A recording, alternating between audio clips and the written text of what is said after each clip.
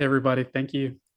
Thank you for having me. My name is Dwight. Yes, today I'm talking a little bit about inclusive cybersecurity. It is from my experience as a Black new to cyber person coming in, trying to break down the door and learn as much as I can. I want to just share what I've learned and also make some recommendations, some things that I've definitely been hearing echoed in the talks today really quickly. So first off, I should say that this talk will not be 3 tips for how to, have a job by tomorrow, how to make over 100K and these 5 easy steps.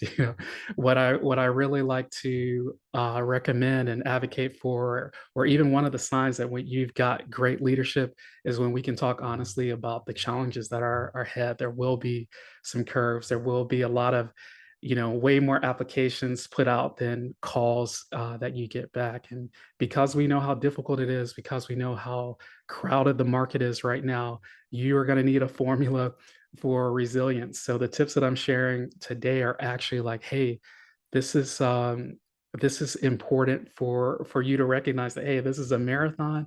It's such a broad field, and I just want to share from my experiences about things that I think will make a difference in your journey, regardless of your background. So for me, that starts off with recognizing yourself as uniquely qualified. And for me, I like to I like to remember the scene from Men in Black where he's in the exam room and he doesn't really have a place to write on, or he's getting kind of tested, I think, about which are the good or the bad aliens. You will be in a lot of situations where you might not feel like you have a place. I've heard imposter syndrome talked about quite a bit, and you might have to remind yourself that this is the place that you actually belong. These are some topics that you have some experience with. When I first heard about a topic like governance, risk, and compliance, it sounded like something really foreign to me, and I had to come back and remind myself like, hey, like, okay, your neighborhood is overgoverned.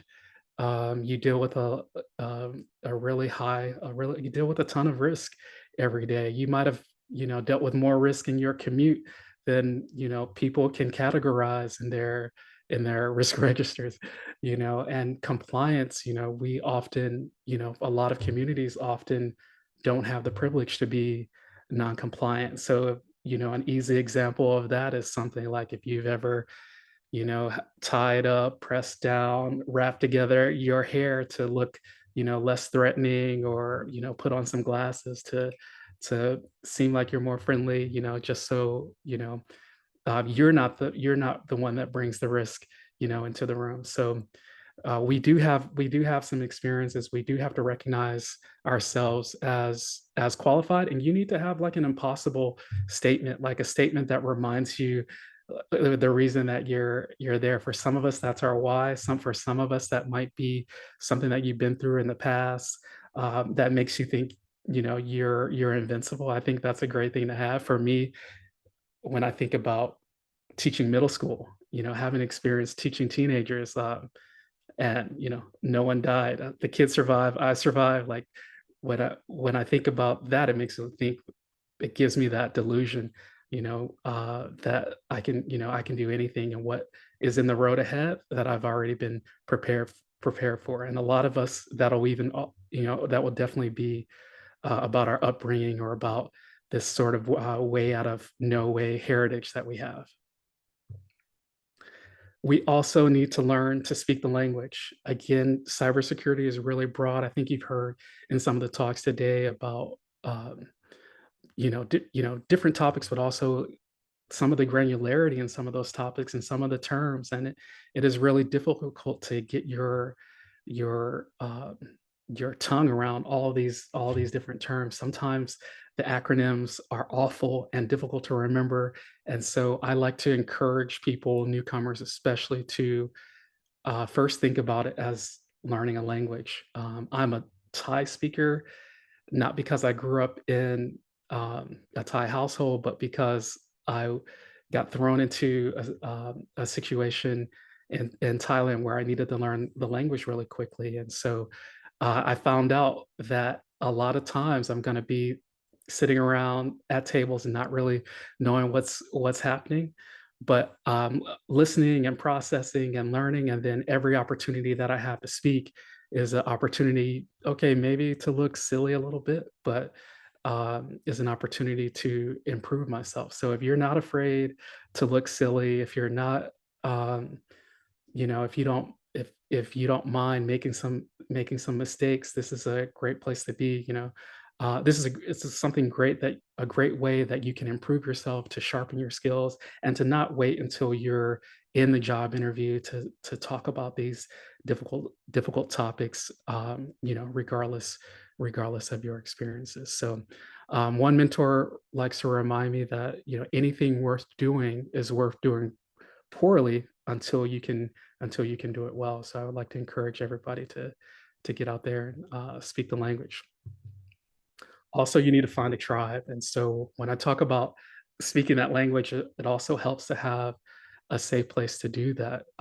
One of the quotes that I love to go back to is that easy, uh, safe place to fail is an easy place to learn. I'll say that again. A safe place to fail is an easy place to learn. And so I'm a member of the Black Genius Academy. It is one of Google's Tech Equity Collective programs, and they link us up to all these different coursework and programs. But the best thing for me is actually the other people that are in there with me, the people that I can complain to about the experience, about having to, put in my resume, submit my resume and then put in all the details about the actual resume after that, all these little trying things that we have to do to get in and have, get on a call and study for some of these certifications, to uh, be held accountable every week, to be challenged to create a stand up where I'm talking about what I'm working on this week and what I have coming up. So I've heard a community talked about a lot this, already today, and I would just want to reiterate that, we're looking for places that are not competitive.